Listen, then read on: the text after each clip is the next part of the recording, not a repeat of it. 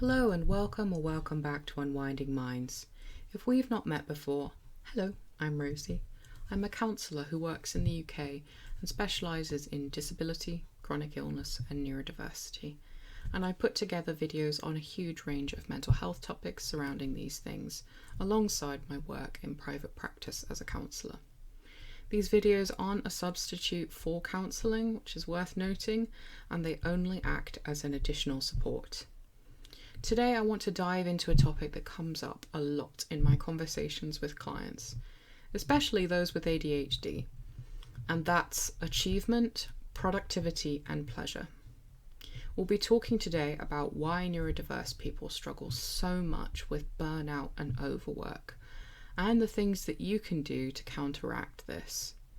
We're also going to explore this really interesting question: who are you proving yourself to?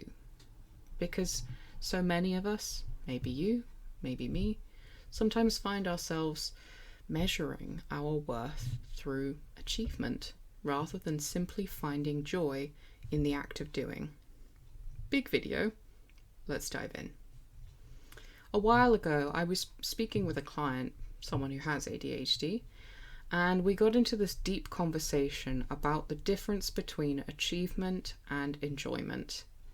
They said something that really did stick with me. I don't know how to just enjoy things. I always feel like I have to be achieving something for it to count. And that's such a powerful reflection, isn't it? It's stuck with me because I hear variations of it really quite often. This is the reality for many people, with or without ADHD, that pleasure and productivity are so tightly woven together that they almost begin to feel like the same thing.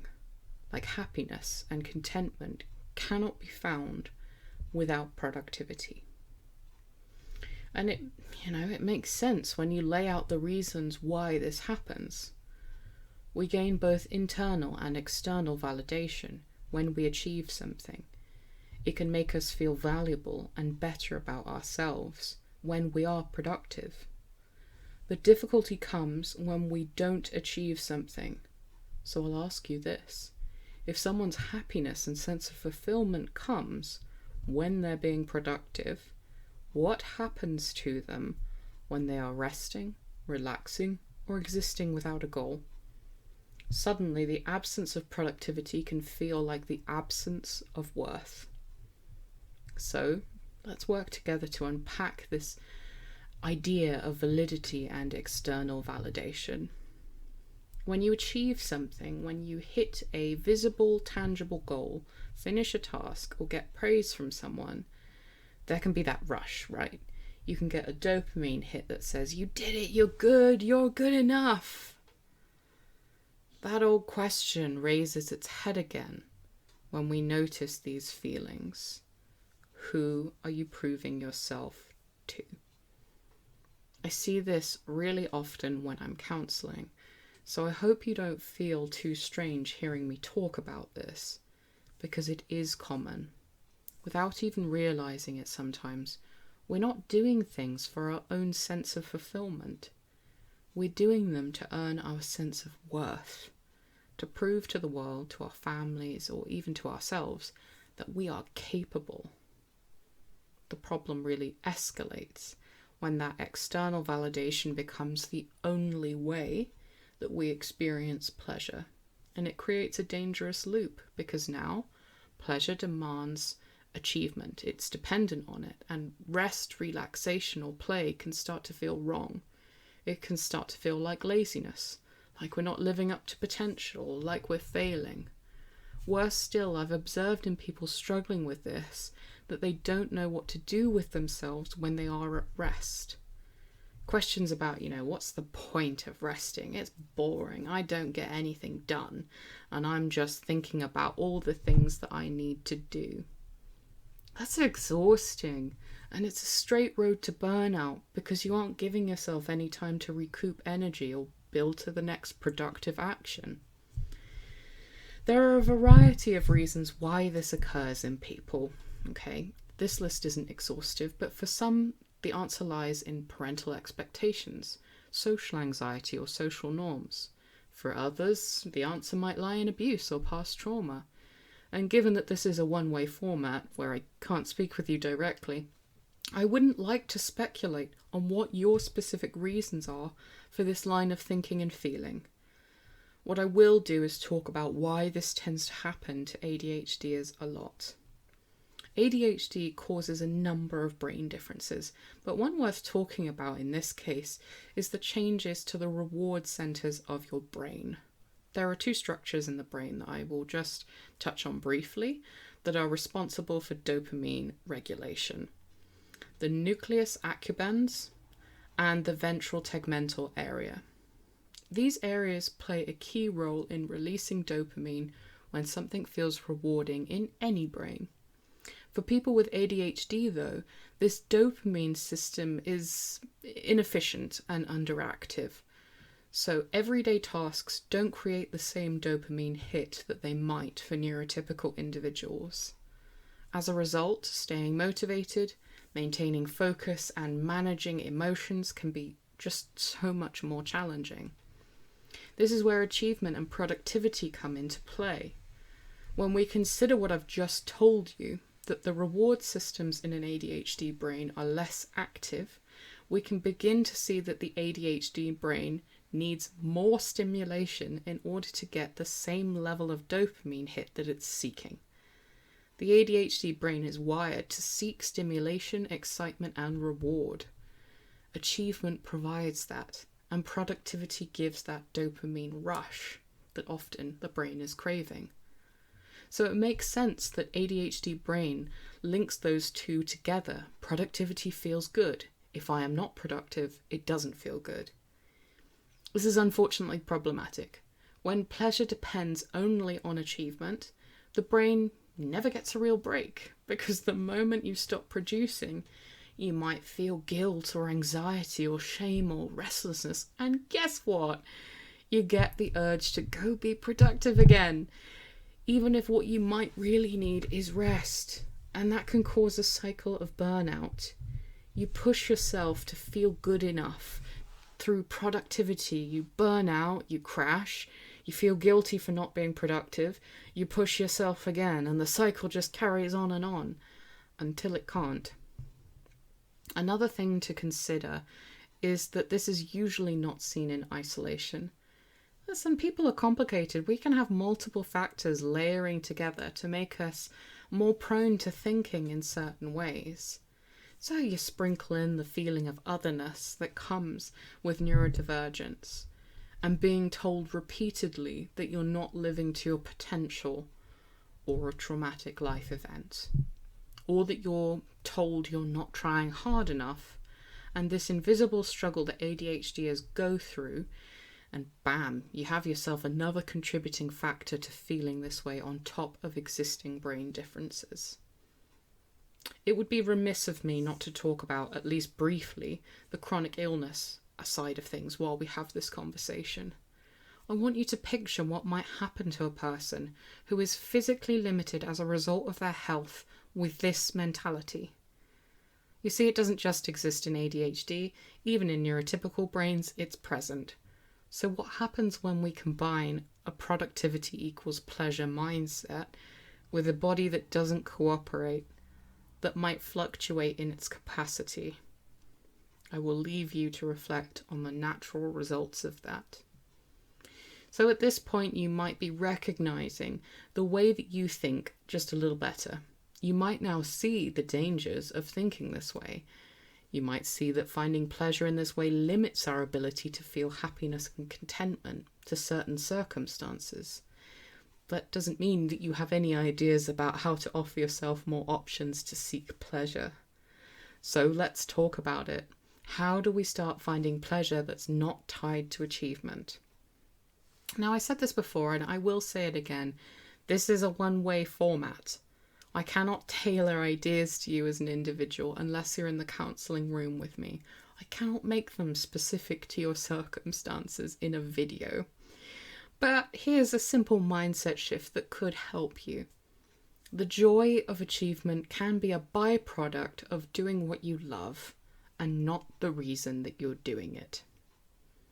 You can just think about that for a moment. I know it sounds kind of obvious, but that doesn't mean that we're doing it. If you're painting or taking photographs, walking or cooking, can you do it purely for the sake of doing it? Not to post about it or check it off of a list, not to prove to yourself that you're doing self-care the right way, but because the act itself is enjoyable.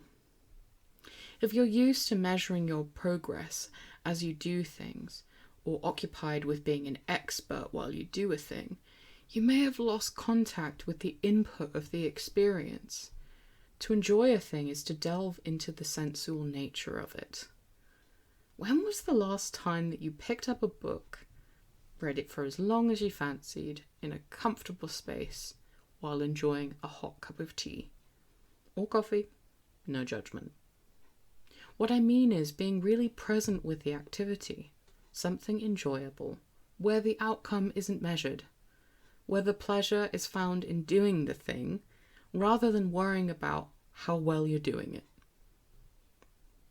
When was the last time you made contact with your senses, or did something pointless on purpose? When did you last watch the clouds, or listen to a river, or snuggle under a warm blanket and listen to music, or watch the tides roll in? Not one of those activities has a goal. They're all experiential. That is the alternative source of pleasure I would gently encourage anyone to seek joy from. To have sensual experiences with no goal in mind. When was the last time you really let yourself enjoy a pajama day in bed with a cheese and ham croissant? Or your preferred breakfast in bed, I suppose. The modern world moves very quickly and constantly, and it can trick us in two ways. One, that we should always be moving with it, and two, that the answer is to add more things to fix our unhappiness. Your body is capable of bringing you pleasure already. Steady on now, lads. I mean actually engaging with your senses. The smell of oolong tea, the warmth of a cup in your hands, or the sight of autumn leaves falling, the sensation of wind in your hair. You don't actually have to do anything or add things in. You can just slow down and feel things. You can rest without guilt. What are you going to remember with more tenderness? That day where you finished a report on time, or the one where you went for a walk at the seaside? It's a trick question, really, because both matter. Both are living and both can be meaningful. I know that this can be a really hard practice to form, especially as an adult who has to pay bills and get the cat to the vet or the kids to school or the report done by Friday. Especially if you're used to offering yourself only pleasure from one achievement, a goal. And that's why it's so important. You might have cut yourself off from a world of pleasures because you got used to one source of happiness, completing goals, being productive. You deserve to have lots of choices about how to make yourself happy, don't you think? You can let other things come to the fore. To be instead of do. So maybe take a moment right now to ask yourself this. What's something I love doing even if I might not be the best at doing it? What's something that brings me joy even if it doesn't impress anyone else? What would it look like if I allowed myself to do more of that without the need to achieve anything through it? That can be where freedom starts, where joy begins to separate from performance. A nice, intense video today. So if you've made it this far, please know that I'm very grateful to you. I know that creators online are always saying this, but it's true. It wouldn't be possible for me to keep making these videos without you, the viewer, watching them. So what's the takeaway from this one? Well, perhaps the next time you catch yourself chasing productivity for validation or pleasure, just pause.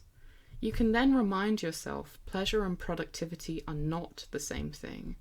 You can let the joy of achieving come naturally, but you don't have to make it the price of your happiness. because your effort, your energy, and your existence are valid, whether something is being achieved or done or not. If this episode's resonated with you, please take a second to like it, to subscribe, or to share it with someone who might need to hear this message as well. You never really know, you might make a huge difference to their lives too. We make a lot of videos about chronic illness, disability, neurodivergence, and mental health on this channel. And I'm always really interested to hear what people want to see more of. So if you have any thoughts, you can pop them down in the comments below. And do check the description if you are interested in working with me on a one-to-one basis around finding more pleasure again, as I do offer private counselling sessions. Thank you so much for watching, and take really good care.